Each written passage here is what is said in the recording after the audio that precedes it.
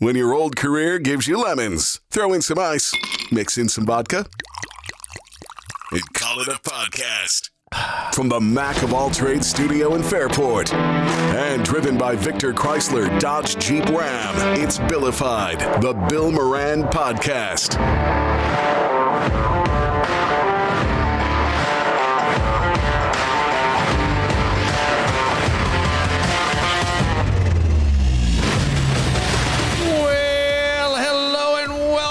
Thanks for getting your pod on. Thanks for telling a friend. Daniel, it's that time of year again. Yes, it is. That magical time between December 26th and January 1st when we start to quietly think nothing is real, nothing's really going on. We don't know what day it is. Right. I've had to ask several times. And yet everything is being evaluated. Because we see New Year's as a new start. Mm-hmm. Right? A fresh start, would it be? Yeah. And I say it's actually a quiet audit. Quiet audit, huh? Uh-huh. You mean you're taking the class for free? Nobody's told... No. Nobody told you it's happening. There's no clipboard. We're taking this class for free. There's no Kinda email. like your master's degree. Shh. But Folks, for those of you who don't know, if you audit a class, it means you don't get graded for it. It's totally.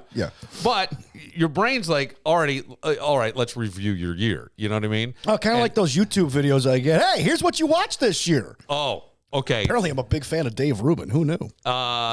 Your brain doesn't go, hey, solid job, you survived. It goes, hey, remember that goal you set in February? Let's go and talk about that because we haven't done anything. And I go, New Year's Eve is wild because 1 minute you're counting down, there's confetti falling, everybody's happy, you're grabbing somebody maybe. By the way, tonight, if you watch all your television on a stream, make sure you switch for the countdown. Make sure you switch to like the antenna, the HD antenna, so you have it in real time, or else you might be 30 to 90 seconds behind the new year. Yeah. I'm just based on experience. Okay. Oh, so upsetting, right? Yeah. You got it wrong. Oh, it's 12:02. Oh my God! But the thing is, like, you're all excited, right? The end of the year, you stand up. My mother used to have a stand up to welcome in the new year. Mm-hmm. She used to put on a gown, wake us up. She'd have a glass of champagne to the new year. To the new year. Yes. I toast thee. But then I go, but then in the next moment, you're quietly comparing yourself to someone you haven't spoken to since middle school and go, I should really be further along like they are. Oh, dude, that's every day in my life. Why did I know? I call my buddy up. I go, do you realize that we are older than Tony Soprano? I go, do you realize that we are like 10 years past Kevin Arnold when he reviewed the Wonder Years? Do you realize that we are not pro athletes? But why? That the athletes we grew up with are now like retired. Yeah. Retired. Well, retired. Yeah. Yeah. Well, that like Josh Allen was somebody we probably would have like watched in preschool. Yeah. And all of a sudden now he's like our hero. What have I done? Yeah. But it's like, okay, new year, clean slate, fresh start, but also, why are we still like this?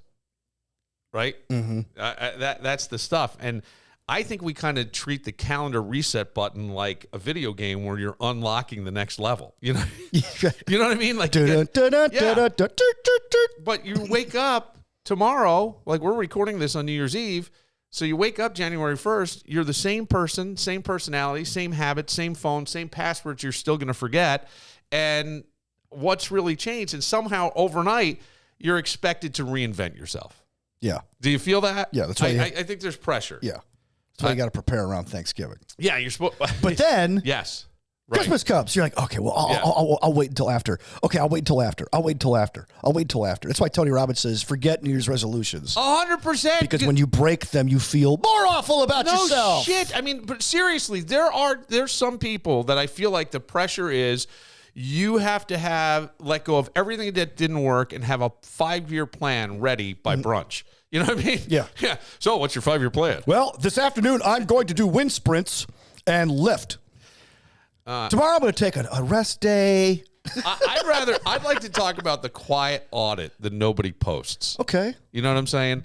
The things that we go back, the one that happens when the noise dies, and you ask yourself, how did I really do? How did I really do? And I think, like, all of us think back on the year.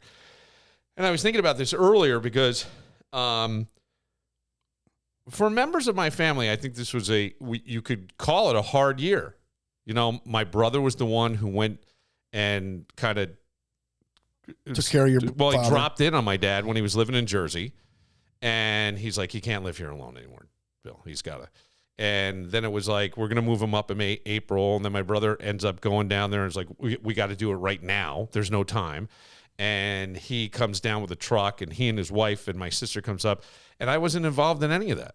And so they did all that heavy lifting. And then Kevin gets him into the new place. And then I went up for a week with Jameson, and we hung out, which was really nice because Jameson said, I think out of all the kids, right? I was talking about this yesterday. Like, I'm also, I think the classes that I was taking kind of opened my eyes to a lot of stuff now. And the actual impact that separation has on a family, and why it's so important to really try, like the people that do things like that are called nesting, where the kids stay in the house. You got it right. If you can't be together, and it's going to be more detrimental really in the long term, where kids see not great relationships modeled for them, and you're better off separate.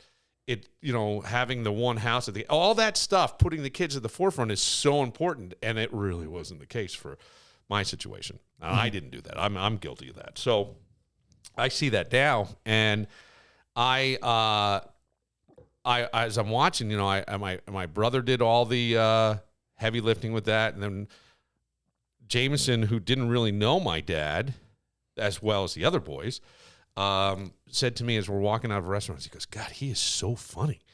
I go, yeah, he really is. He goes, oh my God, he's awesome. And I was so happy because he died like 4 months later. Yeah. I didn't got to have that moment. I didn't expect him to die 4 months later.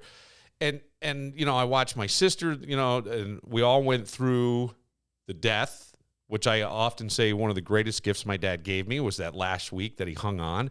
And my brother, sister, and I were in Maine together, and we sat on the dock one night just drinking and laughing and having a great time and reconnecting. And I feel like that's been really great for the three of us.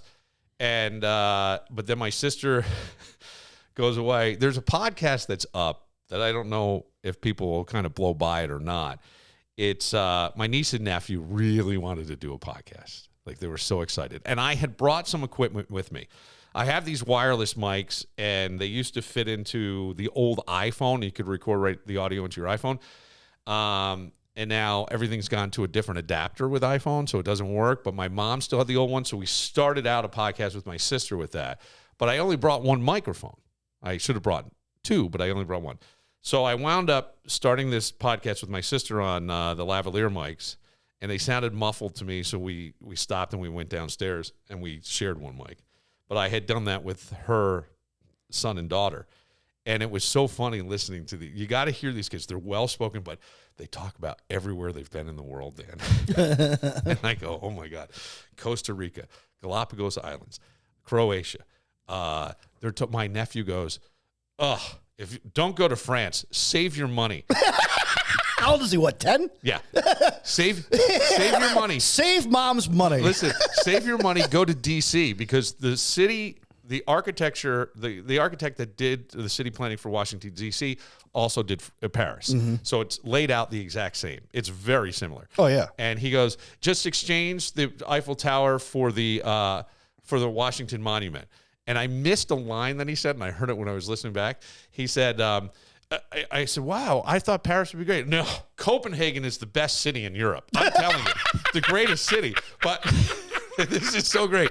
He goes, you go to Paris, everyone's smoking everywhere. It's awful. He goes, I guess if you come to D.C., they're all going to be vaping. I was like, this kid is 10.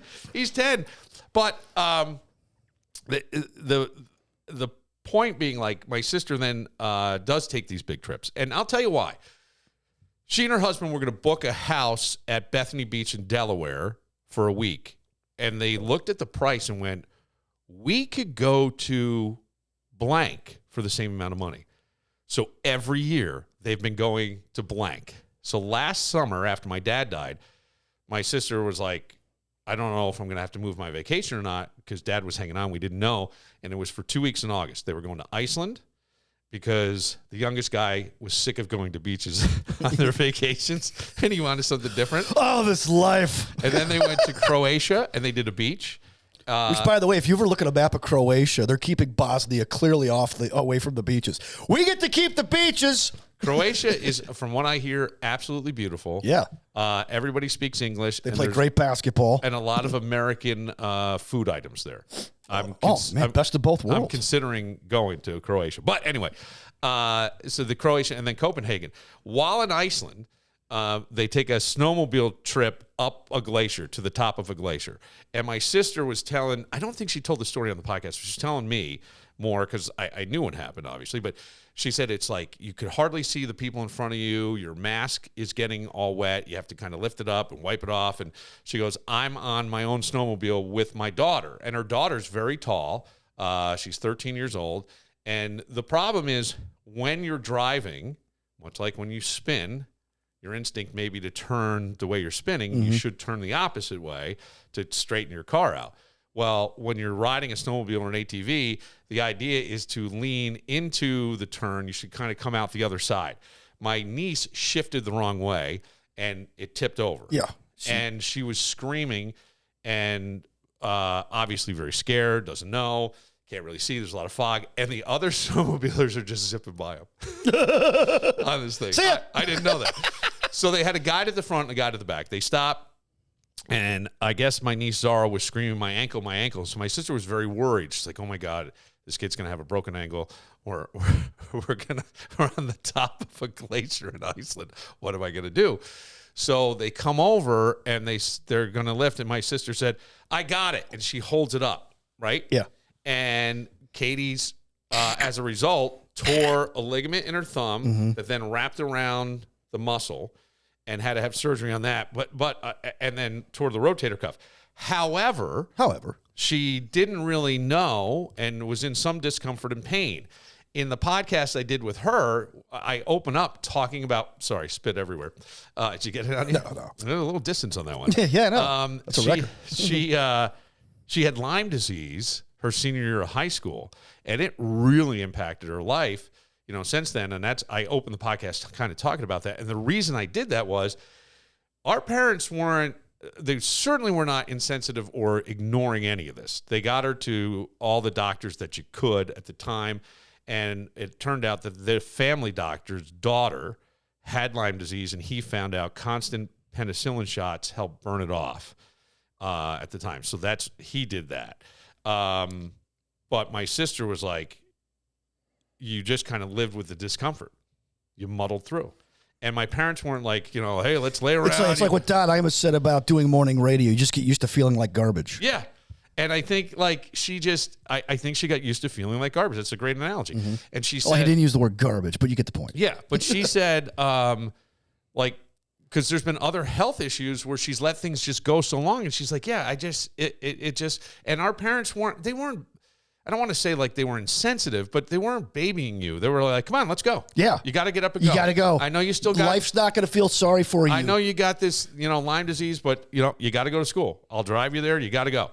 And that's kind of the way it was. And I think that mentality has gotten, pushed her through. So it wasn't until late October that she finally went to a doctor and goes, this is still hurting and it's feeling worse.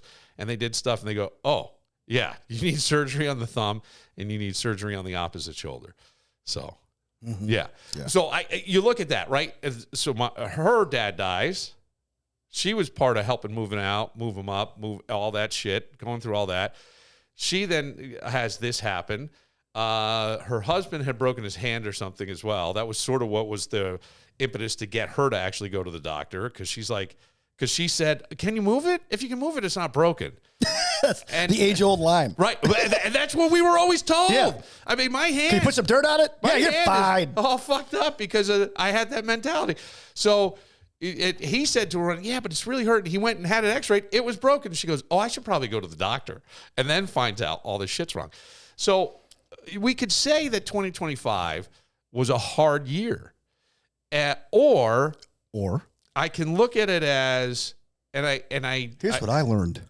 I have a friend who calls me Polly, like Pollyanna, all sunshine, because I'll write them positive things once in a while. And I could look at it and go, it was a great year. It was a great year. It had its ups and downs, but boy, I got to see a lot more family with the passing of my dad. I got closer with my brother and sister. I was able to spend more time with my son. I actually got into a program that has really made me analyze myself for the better. I've been able to, we got a new studio, new things are happening with the podcast, and I don't know. Right. It's funny because this past year, my wife lost her father. Yeah. I lost my grandmother, whom, and really I lost my grandmother like years ago, but this is like she actually died. Yeah, but this is a person who's been around your entire life. Right. Yeah. Right. Like I'm literally not as old as she was when I was born. That's how long she lived. She lived to be 98 years old. Okay. And I look at, how work has been tough, but yet at the same time, I also look at myself and go, well, look at the strides you made in this and in this and in this. For the second consecutive year, as of right now, I have not gone back to the hospital for no reason, right? I mean, that happened, a few times. Well, there was a reason. Don't say that. Well, yeah, but the point is, though, nothing. It turned out to not be as scary as you had I had thought. several serious health issues after the pandemic. And yet, at the end of the day, every single morning, my first words are to God, thank you. And thank you. And it takes me longer every day to thank God for everything I have. Yeah. And that's a blessing. Yeah. And that's my point in this. As when you audit your year, you can look at it like, man, what a year.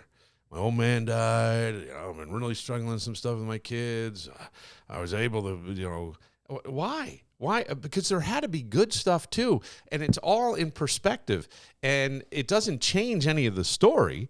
It just is a different way of looking at it. And I believe a healthier way for you moving forward instead of this doom and gloom, which is what a lot of us do when we audit our year, though. We look back and go, well, I didn't do this.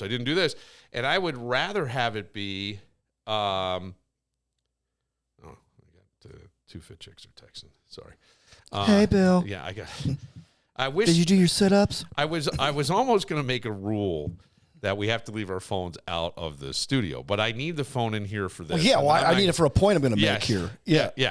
And at the same time, then I realize all my texts come through my iPad anyway. The cameras run through the iPad. Fuck it. Yeah, right. What were you going to say? No, there's two men that I have kind of admired over the years. And one we haven't heard from in a while. He's been sick, Dr. Jordan Peterson, whom I guess you've interviewed or did a panel with. Yep. And the other one's Tony Robbins. And everybody can make fun of these guys. Like, I know a lot of people don't like them because they live on the argue for your limitations side of things, the victimization things. I'm not part of that at all because that's not going to help you in life. It's just not, okay? There's one rule that Jordan Peterson has in his 10 Rules for Life. He actually wrote 2 books. There's another 10 rules. I haven't gotten to the second book yet.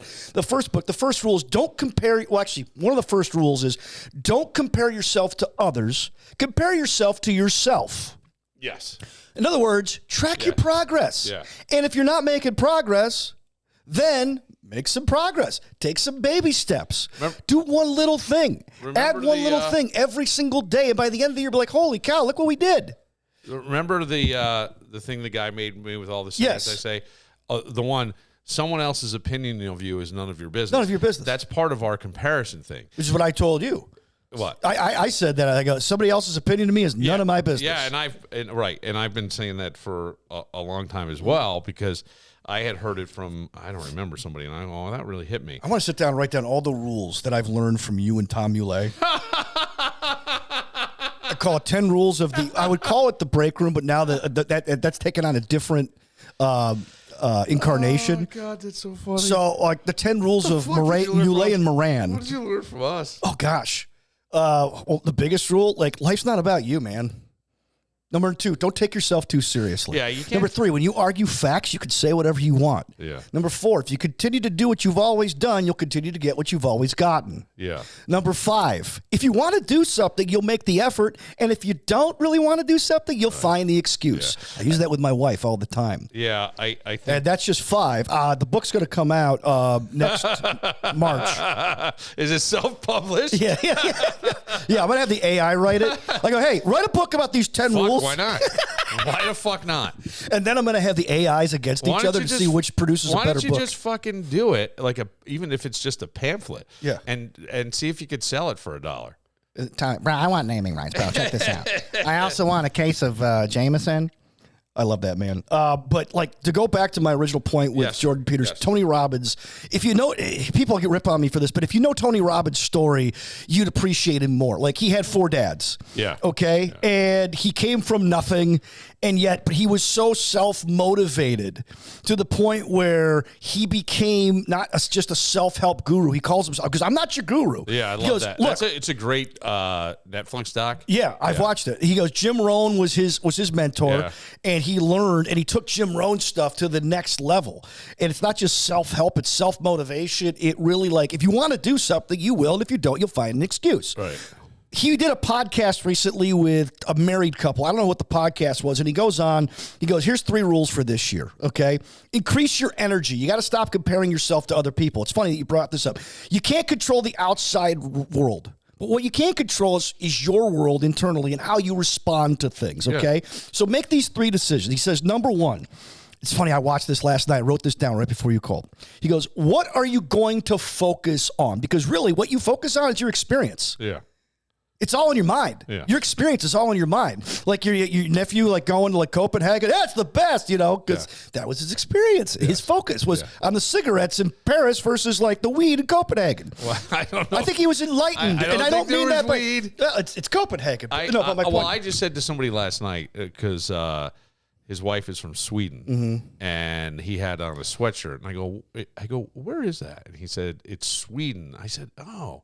And he goes, where did you think it was? I said, I don't know. I was just talking to my niece and nephew about Copenhagen. I thought he goes, it's right across the bridge from Copenhagen. Mm-hmm. I said, my niece and nephew love that city. He goes, it is a great city. One of the best in the world, which I never would think of. Yeah, I know, right? Yeah. What? I just thought of the tobacco, Coffee? I think coffee. No, Copenhagen, I guess, is a type of it dip. is. Yeah, it is. I forgot. I never did that. Yeah. But the 3 rule, number 1, what are you going to focus on? Because that's what your experience. Your focus equals your reality, which is your feelings. Okay? So if you choose to, where your focus goes, your energy flows. So, whatever you attach meaning to, that's going to be your meaning. Because number 2, which leads us to number 2, what does this all mean? Make it mean whatever you want to mean. Yeah. Not what you, by default mechanism thinks, this sucks. No, because the meaning is going to create the emotion, and the emotion is going to drive you one way or the other. Okay, so number 1, what are you going to focus on? Number 2, what does this mean? What are you going to allow it to mean to you? And number 3, take that emotion to drive your decisions, because your decisions are what control your life. Your mind is not you. It's your soul. Your soul is you. Your mind plays games, but your soul, that's the essence of Bill Moran and Dan Barello and you, the listener. So focus on what you can control and use that. Yes. But everything you're saying is something that I have also said for a long time. And I even take it into the more spiritual side of things, because I do believe life is lived in your mind. It totally is. And as you're saying, that was my nephew's experience in Copenhagen. If my nephew had gotten hit by a car, broke his leg, it may not be the best city in the world, because that wasn't his experience. But I also think that life is a mirror. And so if you're getting what reflected back, you ever go, I knew that was going to happen. Well, yeah. Because you set it up that way. Told me. Didn't that tell me? And what did that tell me? I really believe that there is a greater consciousness, God, source, whatever, that you can tap into. Jesus. And yeah, I mean, okay. I think there's something that you can tap into, and you can just live better. And you have to realize, you take things serious. It's like, how are you going to handle stuff? And sometimes, you know what? God made people who created chemicals and things. If you're having a hard time and you just need something that's going to keep you a little buoyant instead of always looking at the negative, go for it. Take a fucking, I don't know. Just because I think it just makes life better. You don't have to live in misery. You just don't. It's your choice. It's really your choice. And I think that, to me, it's like different frequencies, different radio stations. I can't hear what's on 96.5 when I'm listening to 95.1, and vice versa. So it's, you got to tune into what are you gonna. Your brain is really a receptor. I mean, it's like, yes. And people often go, well, what do you mean? The only way I could explain this is, I remember, and I think she did an episode about it on I Love Lucy, but she was driving by a radio station or down by a radio station in California, and all of a sudden there was, it's like playing in her head. Well, how can it play in your teeth? There's no speaker. Like the filling, right? The metal filling. No, the metal filling's picking up the reception. Yeah. But what's broadcasting? Your fucking head. Yes. Your fucking head. She was hearing the stuff. And other people have said that has happened. There was some kind of dust that was put on teeth back then or whatever, and it could work. Well, I mean, that's your brain picking up a signal. I mean, I know people go, well, it was the tooth. It was the thing. Well, how?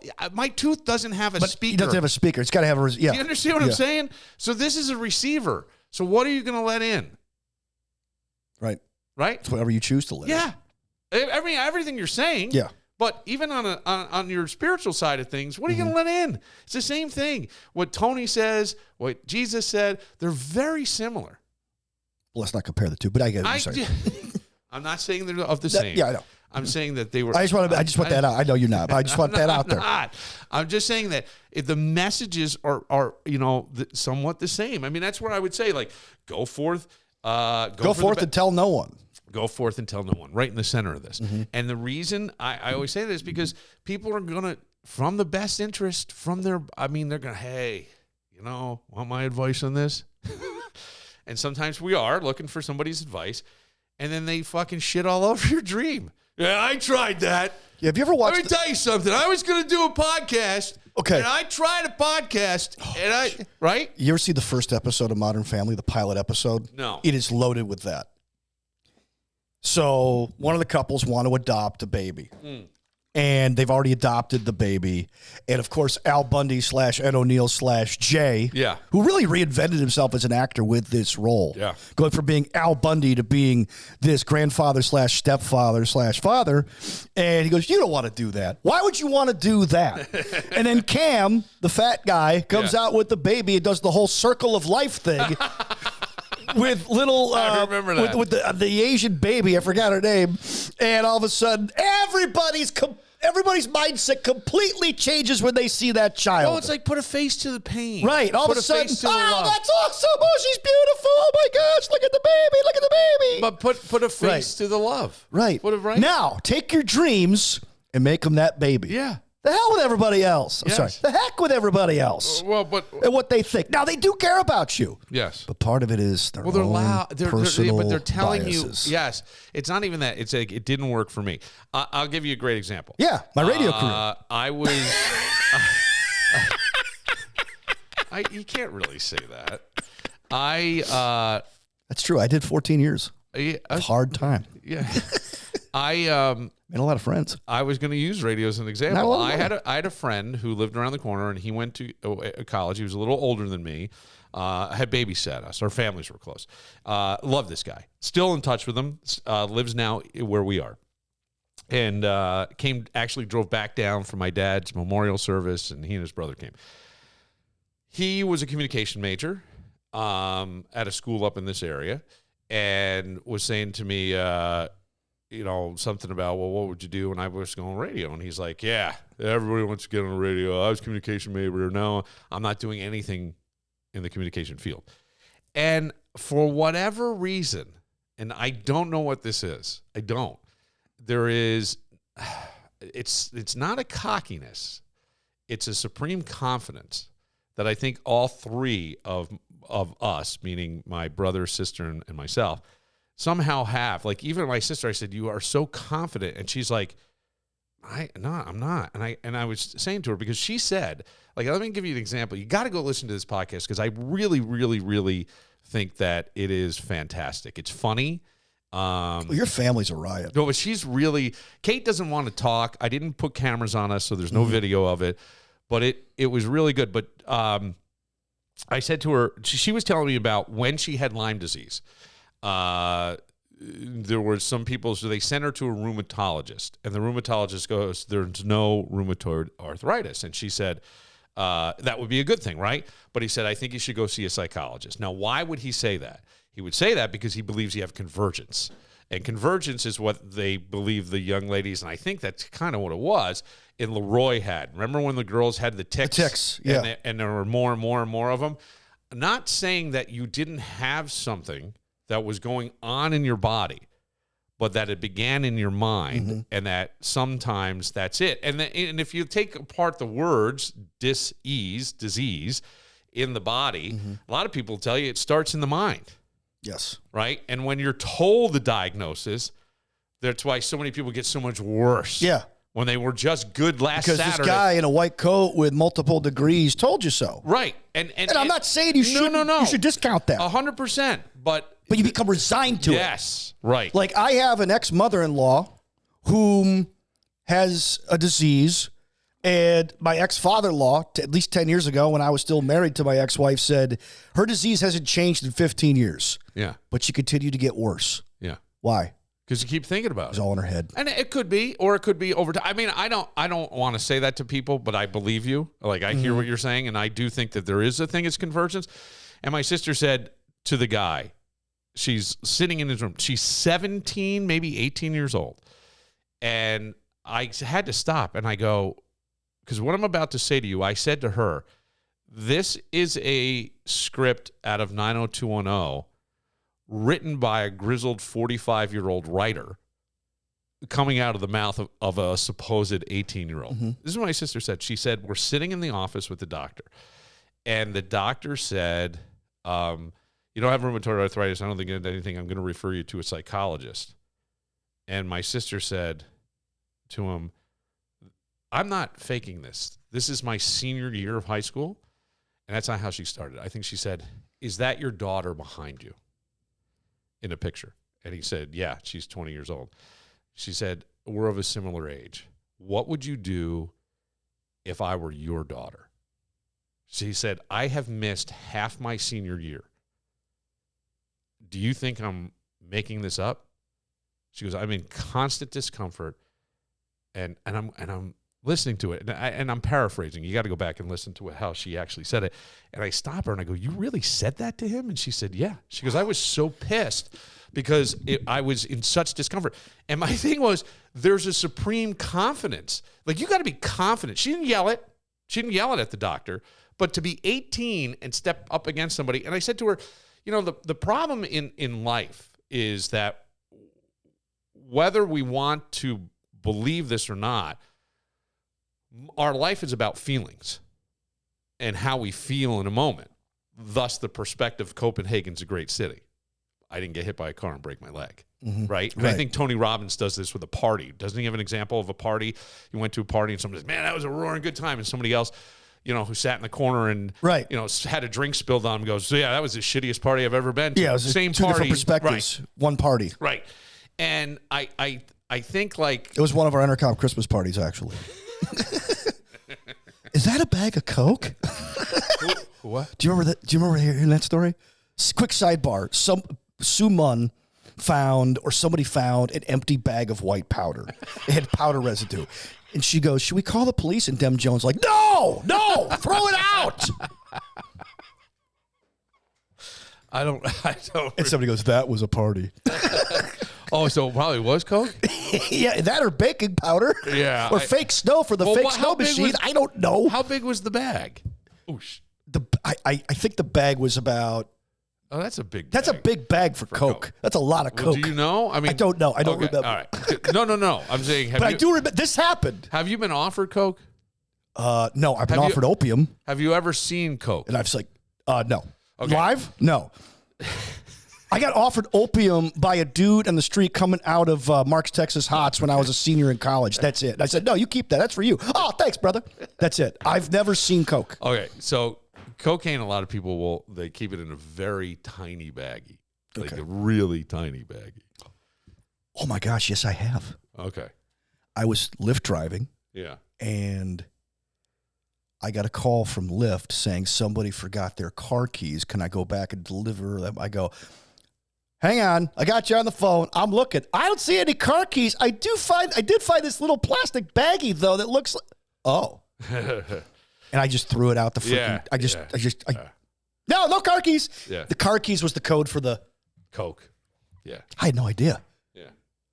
I'm like, yeah, I'm not doing this anymore. Yeah. Well, I mean, But yeah, you're right. It's a very tiny bag. it's usually a tiny bag. Yeah, it's not like, hey, we got Ziploc bags keeping the freshness. Right. It's got the green seal.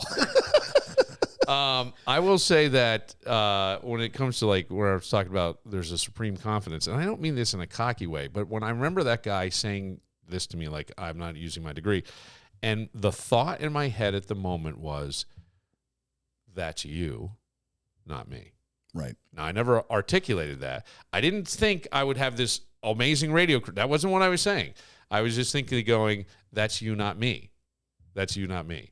I remember the same thing, Little League, going to a tryout. Somebody said to me, my brother's, this girl, my brother's tried out and they didn't make it. And I remember thinking, I was 9 years old. Well, that's you guys. That's them, not me. Right. Doesn't mean I'm going to make it. That's not what I'm saying. Mm-hmm. I'm just saying that just because that's your experience, someone else's experience, doesn't mean it's mine. And many times, though, we do take the advice of somebody else. What a shitty restaurant. I won't go there. I've heard that about a specific restaurant. I've gone to that restaurant twice now, and I loved it both times. I mean, I might have drank a lot, so maybe that was it. But I had no problem with it. This is good fondue. I think what you've said and what I've tagged onto some of that, it's great advice for people as you audit the year. Yeah. Just think about that. You don't have to do it that one way. And Danny gave you some great steps on how to move forward into the new year with good stuff. What are you doing New Year's Eve? New Year's Eve, I'm just going to chill with my boo. Okay. That's it. Yeah. Just the two of us. Yeah. And do you do any like self-improvement? You know what my sister does with her kids every year? They do a vision board for the year. My wife does that. She does. Yeah. Yeah. My wife does that. I just write stuff down, be like, hey, look, here's what I'd like to improve upon this year. And I've done it. And you've improved? Oh, yeah. Yeah. Like I've exercised more this year than I've ever exercised before. All right. This past year. Yeah. That's good. Now, I'd like to learn a lot. I found that my passion in life, really, when you boil it down, is learning. It's learning stuff. I love to learn stuff. It's the retention part that I have the problem with, you know? Yeah. You know? Like, so I have to read something twice to really get it. Mm-hmm. What about like I've read the Bible like 12 times through, and I'm like, I don't remember this part in Exodus. But what about audio? Audio is good, but here's the thing. While I'm working, it's hard to like listen to a podcast or audio while working at the same time. What I'm saying is if instead of reading a book, what if you took a walk and listened to the book? Oh, yeah. Well, would that retain it better? It might. I've tried that. Yeah. I have to actively take notes, though, because I'll hear a word like audio, and I'll think, I have an audio board at home. I'm like, I really need to like learn how to use this audio board. Bill Moran and I could start. That's called fucking ADHD. I've been diagnosed with ADHD. So what are you OCD, doing about it? Every acronym except for the gay one I have. I don't even that one. LGBTQX we plus that minus. I don't have that one. Yeah. At least not yet. I don't know. It's only 2026. I did say this, and it's interesting that you're here because I think you would be someone who I appreciate that, Bill. Would I do appreciate my brother-in-law, whose heart is bigger than his brain. Appreciate that, Clark.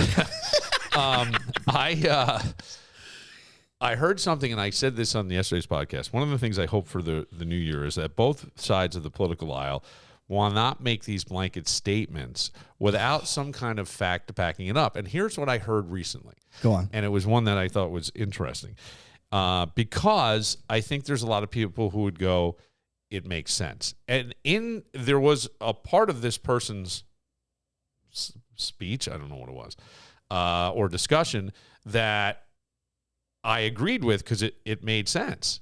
And I'll give you both. But the first one was the one that bothered me was this. 80% of professors at college campuses are liberal. That may be true. I wish you would back that up with a Depew study or a poll of whatever shows that. However, I think that most people will go, well, yeah. And there is more people who are academically inclined, seem to be a little more open-minded to things, and they do seem to stay on that side of the aisle. I am not saying that there aren't people on the other side of the aisle who are brilliantly smart. That's not my argument. Right. But I go, but that's a big one. I think it's a different cross-section of people on that side of the aisle. They're out like doing and learning, or not doing, or doing and earning. So right away, but you can see where people go good. I go, that just seems a little high to me, but I don't know. And then you get these professors who are like an art teacher, and you take an art class as an electorate, and they're just shoving their liberal agenda down your throat. And I went, while teaching you how to paint. Yeah, but I go, how do you know? Where is the proof of that? Most of the people I hear say that stuff haven't been on a college campus in 30 years. Some of them have never been on a college campus that say that. Mm-hmm. So I go, it fits the narrative of that. I'm not saying it fits, right? It's a stereotype, sort of, and you can see where it would fit. But my argument would be, I've been on a college campus now for a semester. That's more than most people have been back on a college campus, specifically at my age, right? I'm in my mid-50s. I didn't see that. Certainly didn't see it from professors. What I did see, and especially because I'm in a counseling program, is an attempt to be understanding, but there were boundaries. You understand what I'm saying? Like, you may be this way. I'll try to meet you where you are, but that doesn't mean I'm pushing. Going there. Right. Do you get it? Yeah. Okay. I will listen to you. Yes. Like you've always said, when you argue facts, you can say whatever you want. So let's listen. Right.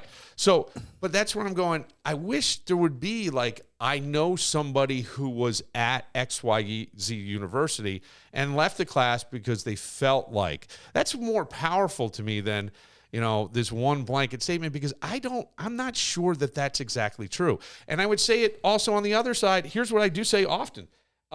We'll hear things where President Trump said today, put out and I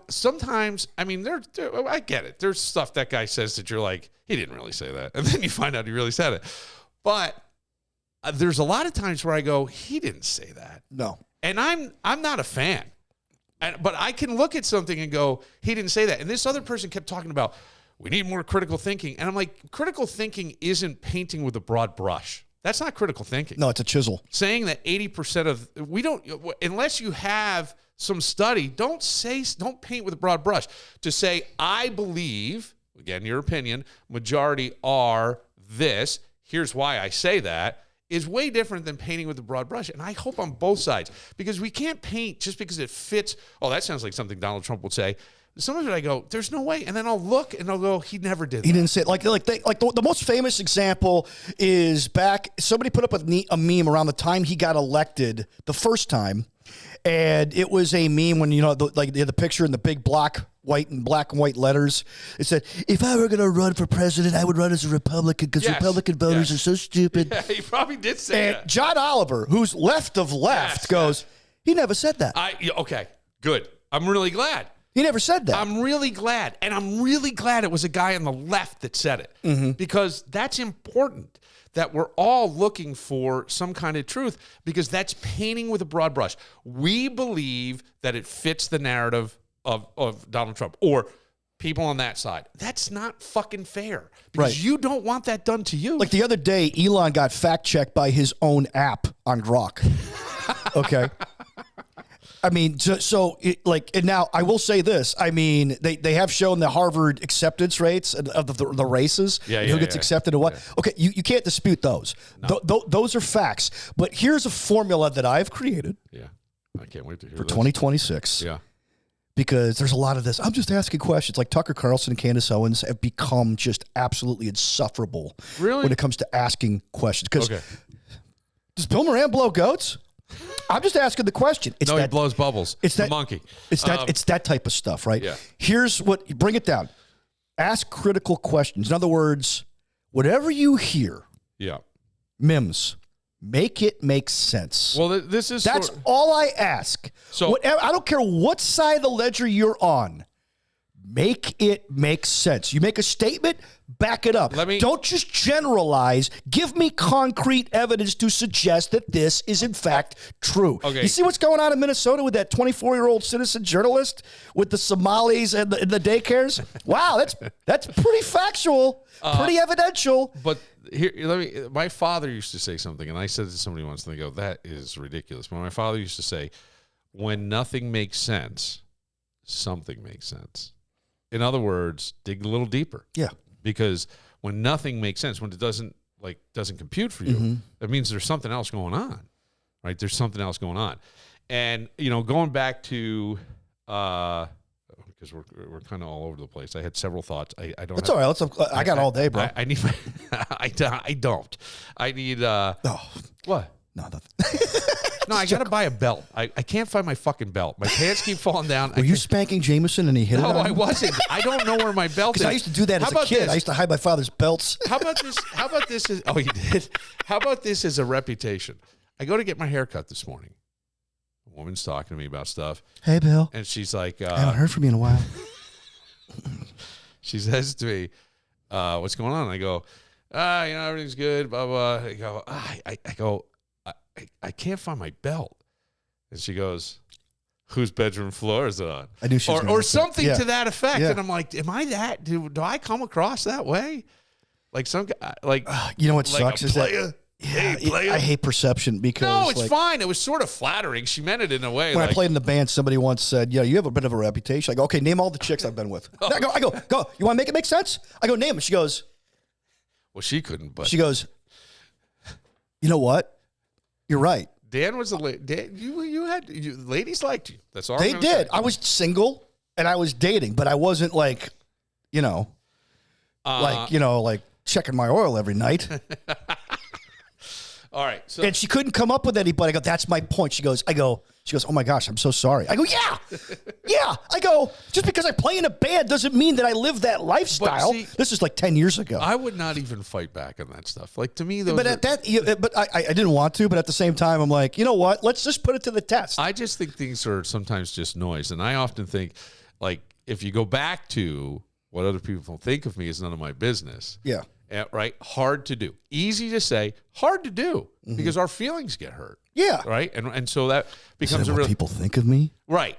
Well, and I just said the same thing, like with the Jake. But at the same time, I go, in a way, that's cool. That's all right reputation. I mean, even if the woman said, "Oh yeah, you have a reputation," you could just said, "Yes, I do," because that's something I would say. We're like, "Yes, I do," and I know that when this is the bad thing about human beings, they're competitive.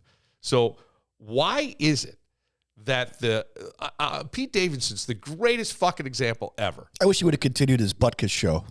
Yeah, I know, but he's the greatest example with women because he's not attractive. No, he's got terrible teeth. It's Ariana Grande. Yeah.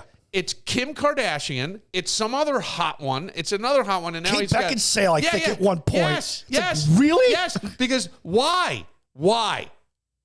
He's charming. Yes. He's funny. He's charming. But the other hot chicks gave him the hot chick vote. Yeah. He got the hot chick vote. He's got the hot. He's two boobs up. Right. So if this chick said to you, "You have a reputation," you've got the hot chick vote.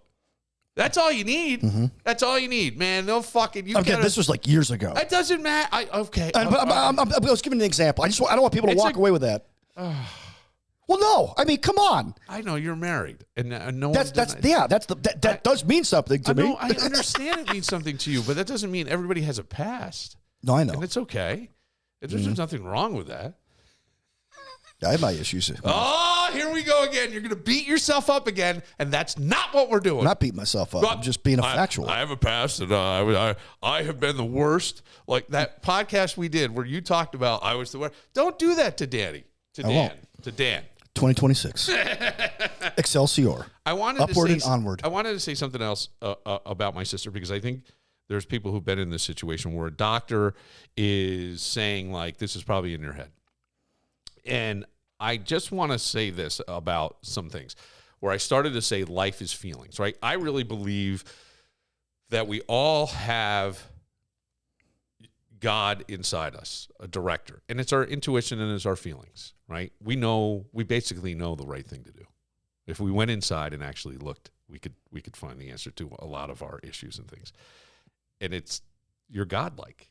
You're made in his image, right? So, but I do think when it comes to business, there is no feelings. So when people are let go from companies or they start downsizing or whatever, fucking companies, shitheads, blah, blah, we're scared. We feel bad for the people that got let go. We had friends with them. We were whatever. And it's not a pleasant time in anybody's life, right? But business is about making money or losing money. It's one or the other. That's going to happen. And this is a way to keep the ship afloat. I think when it comes to doctors, there's either this makes sense or it doesn't make sense. So if I'm a rheumatologist and there's nothing there, therefore it must be in your head. Mm-hmm. Because I'm not saying that I'm the greatest rheumatologist. I'm not telling you don't have a second opinion. But in my expertise and in my education, there's nothing there. And so you almost have to be cold. Like, where my sister then reaches to the emotional side and goes, is that your daughter? What would you do? Right? Brilliant, in a way, to do that to somebody, to bring them back. But I think a lot of times when we're dealing with doctors, we'll hear some have great bedside manner, some have terrible bedside manner, but he's great at his job. Maybe, I don't know. But I'm Dr. House. But I think if it either makes sense or it doesn't, we'll keep digging.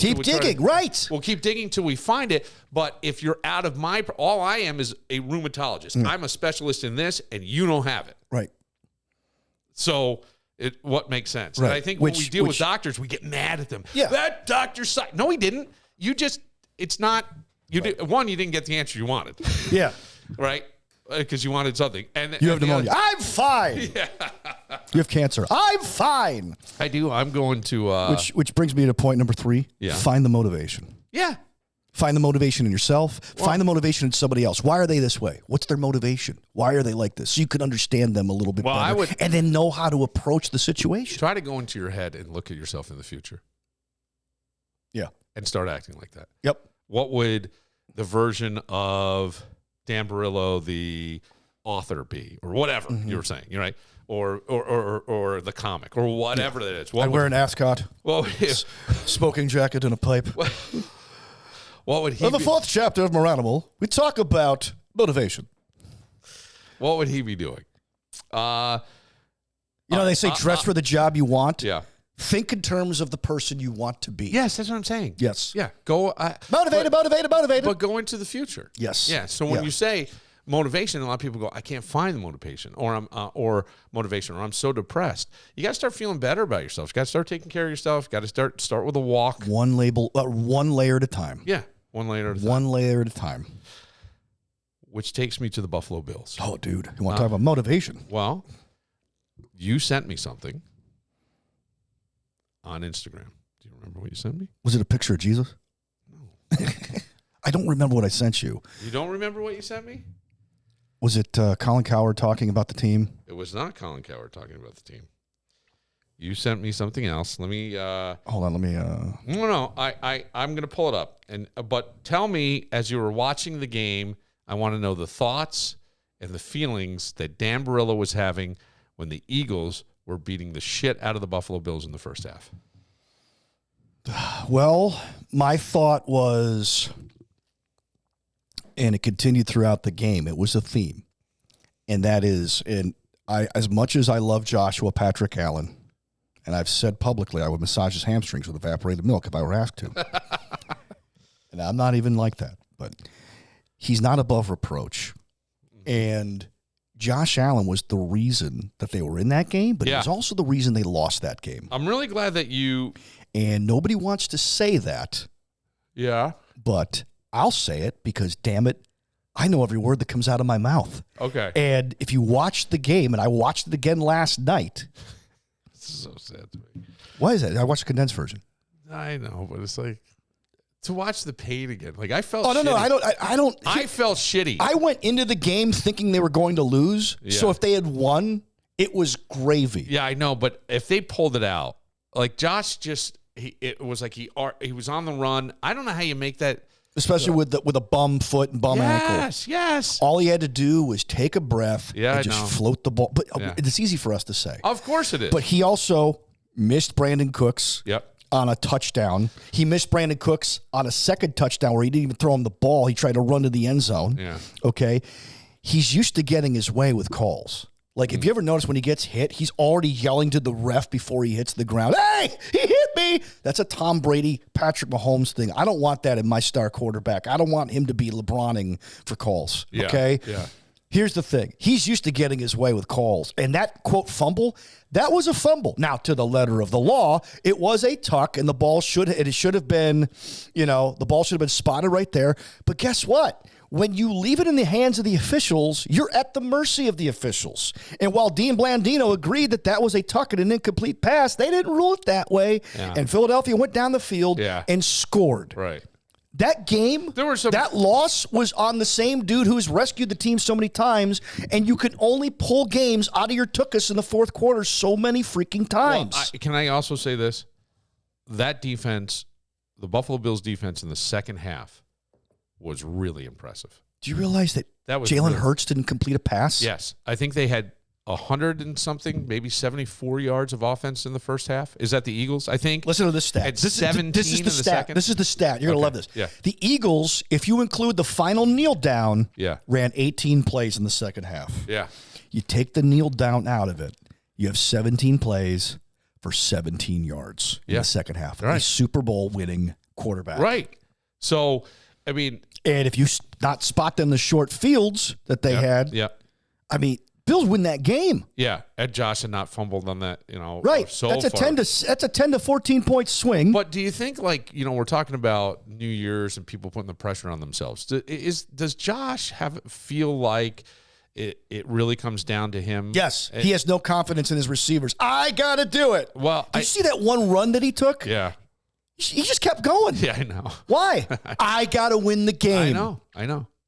And because of that, he's getting tunnel vision. He's not seeing the receivers. Right. He's not seeing Brandon Cooks out to the flank to the right. Yeah. He's not leading Khalil Shakir. Like, Tom Brady had a heck of a game on Sunday, broadcasting that game. I think he did too. And by the way, he may not be back next year. Why? I'll get to that in a second. But if he leads Shakir, he threw several balls behind receivers that could have been touchdowns. Yeah. He's not, and you could say, well, it's his ankle. Well, he's carrying the team.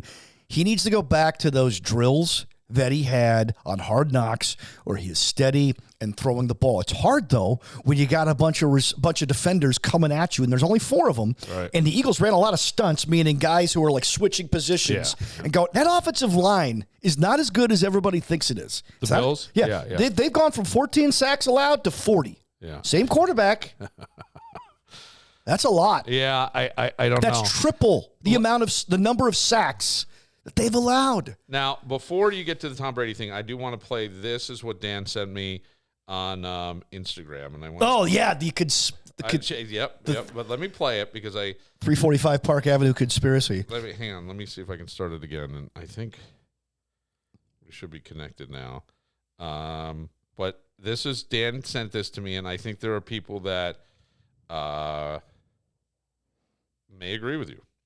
I don't, or may agree with this, I should say, not with you, because I don't know where you stand on this, but let me see.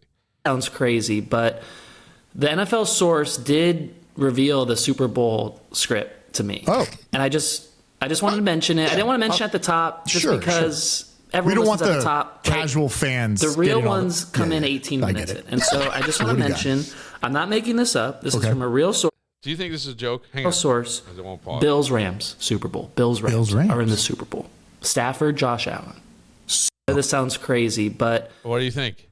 I would love that. Yeah. Except for the fact that if that scenario did play out, that I'd be like sitting there Super Bowl week going, oh gosh, is this really fixed? Okay. So I thought there's 2 things that can come out of this. One is if that happens, this guy's telling us something that we people have suspected. It would be the biggest stretch ever because it would be 2 wild card teams getting to the Super Bowl. That's never happened before. And the other is that if he's wrong, well, people go, well, they changed the script. It got out. Right. Remember the year that, it was 2 years ago, Baltimore and San Francisco was supposed to be in the Super Bowl. Remember like not the TV guide, but the guide, if you fast forwarded to the Super Bowl, it would say Baltimore Ravens at San Francisco 49ers, Super Bowl 58. Yeah. Right. And it was like, see, look at the colors. It's purple and red. And then, we got to do something here. Chiefs got to win. We got to get Taylor Swift in the Super Bowl. But So that was the other conspiracy. It was one replaced with another. Do you believe this in any way? And no, I don't at all. Okay, because I'm watching, and to me, I'm watching players do amazing things, really amazing things. Like, I thought Atlanta, you're going to tell me that was, like, scripted? That win? I mean, they gave up $1 million. The Rams came charging back in the second half. They just couldn't hold on. The Bills came charging back. They just couldn't hold on. They just couldn't get that 2-point conversion. And I'm so glad they went for the 2-point conversion, to be honest with you. I'm really happy. Do you realize the amount of acting that has to go on? Yes. And that you can never trip up? And yet you can't get that many people. No. I always say, It's all I'm always wondered. I'll go back. I always wonder about the Menendez brothers. How did one get the other to go in? It was pretty horrific. Have anybody ask you, hey, man, what are you doing tonight? Want to rob a bank? Fuck no. What's wrong with you? You know what I'm saying? Yeah, I would call the cops on my brother. Get 37 teams of people with organizations. 32. Yeah. Oh, 32. You can't. 32. You can't. Okay. You can't. No, it's not fixed. It could be massaged at certain points. I guess. But not fixed. I guess. I don't know. I still think, Dan, that there's a chance. I really do. I know. I don't know if you do. How come he couldn't give us the winner? Huh? How come he couldn't give us I don't know. See, there you go. No, but what I'm saying for Buffalo is I really think that there's still a chance. Yeah. No, I really do. I think they're like, I go, could it be? I thought you meant like there's a chance that a conspiracy is true. No. I meant a chance for the Buffalo Bills. Can I tell you something? Yeah. Would not shock me. If you look at the NFL, for first the AFC and then the NFC, what team, if you're the Buffalo Bills, what team should scare you, Bill Moran, the most? In the AFC? Yeah, start with the AFC, then go to the NFC. The team that should scare you the most, I guess the answer I have in the AFC would be Denver. Okay. How about the NFC? And in the NFC, maybe Seattle. I don't know. Do you know the team that scares me the most? What? The Buffalo Bills. Yeah, because they're going to beat themselves. They could beat anybody in this playoff field. And they could beat them anywhere. Yeah, I believe that. You want to hear good news? The Buffalo Bills could beat anybody. The NFL is whacked this year. Yeah, it is. It is whacked. Okay, anything can happen at any given moment. Stafford was the clubhouse leader for the MVP going into Monday night. All of a sudden, he has a bad game. Nope, we're going to give it back to Drake May. Well, wait a minute. 3 weeks ago, Drake May got busted by the real MVP, Josh Allen. Like, I hate voters. I hate writers. They're all just like, you like it. Yeah, but you love it. It gives you something to focus on. But let me tell you something. Yes. The Bills can beat anybody if they want to. I believe that. I do. I really think they could beat anybody if they want to. Yeah. So either right now we got everybody right where we want them, or we're ready for a first round exit. And it doesn't matter. Everybody's going over these scenarios at WGR, and I understand why. I get it. Well, here's what happens if they play, because Justin Herbert's not going to play for the Chargers this week. Jim Harbaugh doesn't care about seeding. He goes, look, we're already a wild card team. I don't care who we play. And you can ask my friend Peter Montemurno, who wanted to be on today, but he's got something going on. It's New Year's Eve. If you start rooting for matchups, you always end up shooting yourself in the feet. Yeah. I've done this. Yeah. I'm like, oh, thank God we're playing the Cowboys in the Super Bowl and not the 49ers. Oh, 52-17. Oh, crap. That was awful. Yeah, I think. Hey, thank God we're playing the Jacksonville Jaguars in the 95 playoff game. By the way, they 96 playoff game. They scare me. They should scare you. I was on this a month ago.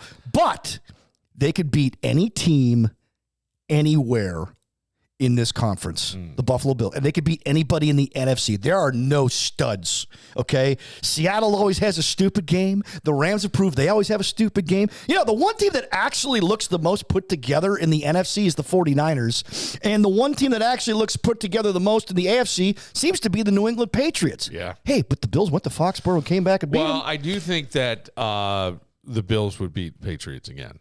I really do. I think they can. The problem is they lack focus. It's always another shoe that drops. Yeah. I don't know. We talk a lot about the coaching and the different things like that. Have they gotten Josh the right people to be around him? Clearly not. I do think this. I think there's a chance that New England loses Stephon Diggs if this choking allegation nothing's going to happen. Goes anywhere. Nothing's going to happen. But I'd be thrilled. He's impactful for them. He really is. He's still got on the sideline, in the locker room, and on the field. Yeah, he's impactful. He is motivated, and I think without him, I think they're a slightly different team. Mm-hmm. I mean, the fact that he allegedly choked his chef.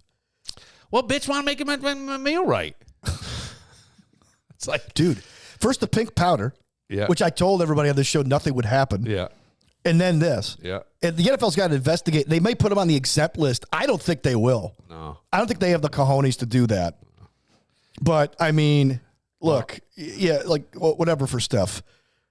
They could beat anybody. I think the Bills can. And I think it could be a lot of fun, going forward.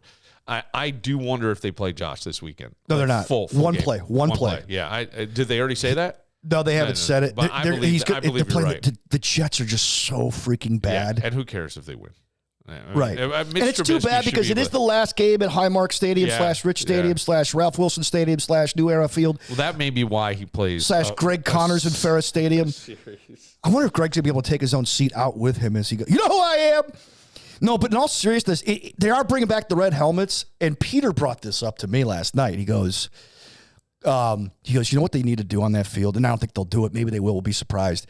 Paint the end zones red like they did in the 90s. Put the red helmet on in midfield like they did in the 90s. Paint the field like they painted it in the 90s during the Kelly years to come out with the red helmets. That would be awesome. But it's a lot of work. It may screw with the turf and whatnot. I don't know how that all works. So it may a lot be contingent on the weather. But that's going to be the last game in that stadium. And you know what? And I wrote a whole thing about it for the Times of Wayne County. I go, you know what? You know when you're going to miss that stadium? When you get your season ticket bill for the next one. Or you realize you can't afford to go to the next one. Well, that's the problem. That is a big problem. You're going to lose 13,000 extra people in that stadium. 13,000 extra voices because it's going to be so expensive. The stadium's going to be tighter. And by the way, mark my words, in 10 years, the new Highmark Stadium will be obsolete, and it will be the only outdoor stadium north of the Mason-Dixon line. You really think that? Oh, yeah. I think Pittsburgh's probably going to go to a dome, too. And have you noticed the trends here? The Chiefs are moving to Kansas. They're getting a dome stadium. The Browns are getting a dome stadium. A roof stadium. Domes are out now. An indoor stadium. And it looks like Chicago is trying to move to Indiana, make a power play, and they're trying to get an indoor stadium, and they just rebuilt their stadium 20 years ago. Pittsburgh's due next. You mean to tell me that they're not going to try to get an indoor stadium too? Because guess what? The next big gold mine is hosting a Super Bowl. The Bills can't host a Super Bowl. They don't have the hotel space. All right. Well, but I'm telling you, the weather's going to be a factor.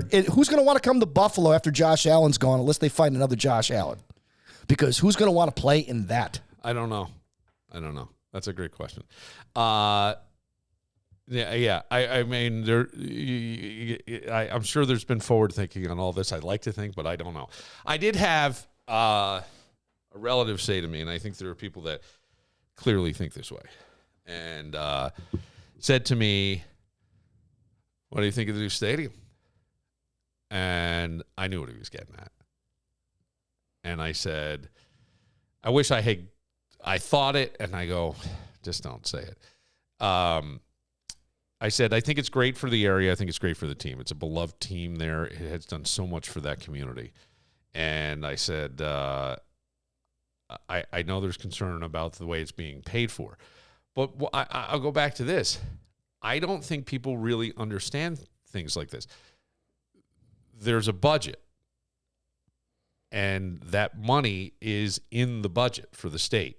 It will go to arts and entertainment. And if it didn't go to Buffalo, it would have gone to some other projects, maybe not one big project, but other projects around the state. And nothing would have happened probably in this area. And so when we hear that Governor Kathy Hochul really pushed for Buffalo, yeah, she's pushing for the money to go there, but the money is budgeted. It's not like, because people are like, what about this? What about the schools? It's not in the budget, and it's not. Everybody thinks that there's like this big bank account that the state has, but it's not going to be spent that way. And I think that's really important to remind people, because yes, I hear you. You're making a lot of sense when you say things like, what about education, or making this or making that? I got it, but there's a budget.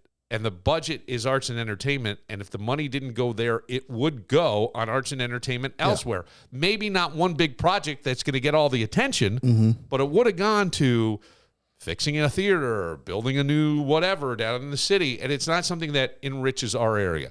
I do think this could potentially enrich our area. It is smaller than the other stadium. I think you were saying, was it 13,000 less? Yeah. Is that We're going from 73,000 seats to about 60,000 seats. Yeah.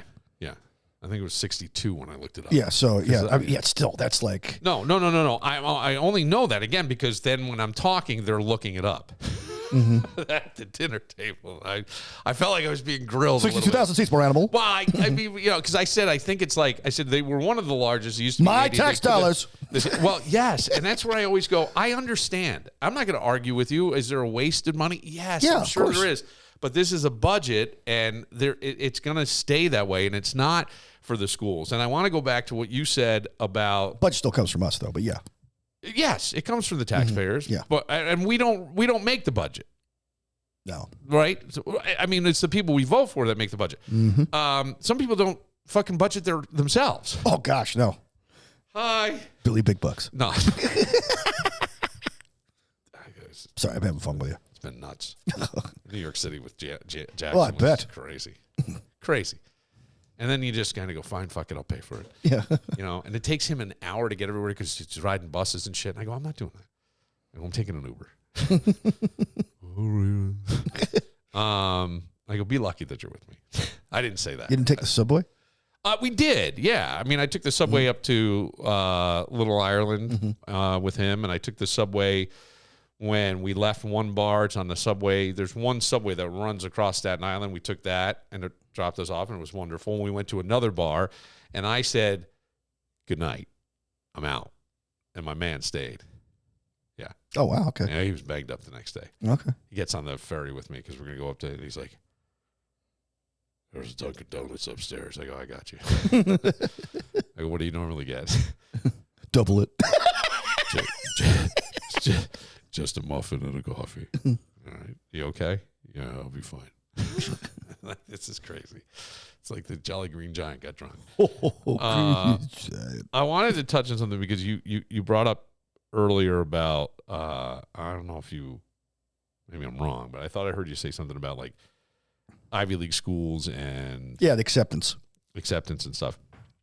So these are stats that you can look up. In 1968, I believe in all of the Ivy League schools, there may have been 12, I'm going to say black students or students who identified as black. I don't know that there was any other minorities at that time. I don't know. But I read this, and now in 2025, I think at Harvard, so it's not all the Ivy League, but Harvard, I believe, or it might have been Harvard or Yale, but either one, majority of students identify as something other than white, okay? So we say DEI was needed to give people of different skin tones an opportunity to have an excellent education if they could get in. But we're trying to encourage that and build more diversity. And I think that's important. I think you get better ideas, different cultures. Every college looks to try to keep a balance. They just do, for cultural perspective and stuff. People have a big problem with DEI. I would say my argument there would be, have we saturated DEI and should it be changed? Not done away with when it comes to education. Instead of making it about trying to fit certain parameters of people, why don't we open this up to people of lower income? DEI on income. Not that you're not going to meet the qualifications of the school to get in, but a lot of those people don't have opportunity. Let me tell you something. I have family members that have specific tutors for what they identify as weak spots in their children's education. Those are people of means. And they're also, some of them, are people of different ethnicities. So you can't tell me you're building a culturally diverse college when you let in the royalty of Thailand's daughter, who has had all kinds of stuff, and she arrives on a private plane. That isn't really adding the diversity that the purpose of DEI was. So if you want to keep it, I think it has to go to economics, especially for education, because there's too many bright minds that I think that miss out on opportunities because they're just not available. And I think you'll hear people say, talk to anybody whose kid is playing like elite hockey or elite soccer, right? I don't know that there's elite football. Maybe there is. I'm not really sure. Usually that's college and some other stuff. Football, it's just usually high school, college. Yeah. So, but it is the most meritorious. I don't think that there's AAU football. Maybe there is. I don't know. But even basketball. A lot of times, like I had a relative, father was from Puerto Rico, went to West Point, stayed in the Army for 20 years, became a neurosurgeon. When I was 15 in the 80s, he was building a 20,000-foot extension on his house. 20,000. Wow. It's the size of a small grocery store. Yes. You know what I'm saying? Let's put it in a Whole Foods. You know what I'm saying? Next to the kitchen. Yeah. So I go, okay. And yet, because he was Puerto Rican, his children could qualify for or meet quotas. Mm-hmm. But they also were on like an elite soccer team that I think I heard the father say, well, he probably got on there because I could afford to pay. And I mean, our friend Kevin, talk to Kevin. His son Tyler is one of the best hockey players in the county we live in high school. He's considered one of the best. I don't think that there is anybody in that high school hockey and travel hockey that isn't aware of who Tyler Muir is. I'm not just saying that. Asked for his autograph last week. The kid is really good. But I saw somebody last night who was a hockey player, and Kevin said to me, "Can you introduce me to that guy?" And then I said, "Yep." And so I introduce him, and he comes back over and he goes, "That guy really wanted my son on his team, and it was the expense of the team. Like, you got to pay for all this other stuff. You got to pay for the jersey. You got to pay for this." And it was, the entry was in. So there is a barrier to entry for some of these things, right? If I have dyslexia and my parents don't have the means to get me help other than what's in the public school, and maybe I'm not so bad that there isn't some other kid that's going to get the help before me, because that's what happens in a public school. So now I go through, but if I had that tutor, could I have not hated school and learn? And you understand what I'm saying? And that's why I go, is there a better way to do DEI when it comes to education, where we're helping people of lesser means, like someone in Appalachia? I mean, look, one of the most brilliant people, Nobel Prize winner, was Appalachian, right? I mean, sometimes the cream will rise to the top, but you know, beautiful mind. It's about he's from Appalachia. Mm-hmm. You know, he's like a hillbilly. Right. And so I'm just saying, like, could we give more opportunity instead of trying to continue with the quotas, which a lot of those people are already coming from means?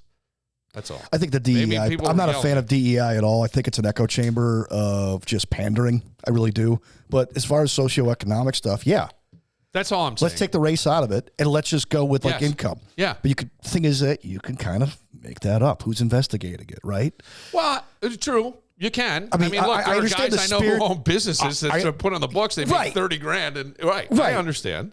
I mean, I have a family member who emancipated his daughter so she could go to college, a very prestigious college in the area, for next to nothing. Yeah, but he had the means. Yeah. Yeah, Y'all know the tricks. I mean, it's so mucked up. Yes. That there's no way to do it right. No, you're right. I'm just thinking like that was a But thought I had that's when I heard why those stats. I go back to the first segment we did. Yep. Tony Robbins. If you want to do something, you'll find a freaking way. Josh Allen sent 1,000 emails and got 2 responses for scholarships. Yep. Look where we're at now. Yep. Everybody's got a story. So here's the motivation. You ready?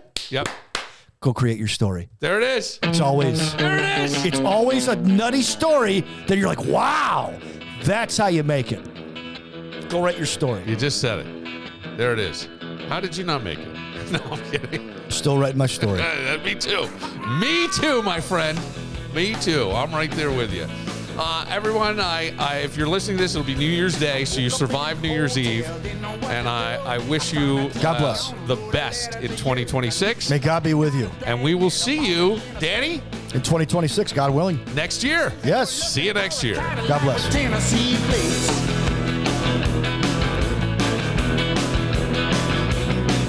Since I left California.